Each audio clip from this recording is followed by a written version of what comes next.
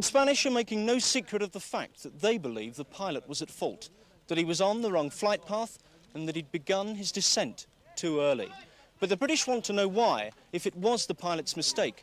The control tower at Tenerife Airport didn't tell him so before the plane crashed into the mountain.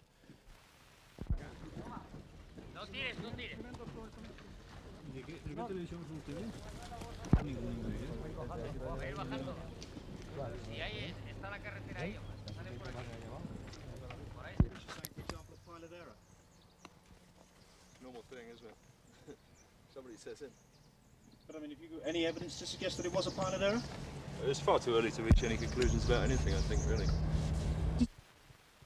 Todo el que tenga bolsas llenas, que las lleve al camión, las vacíen y regresen de nuevo.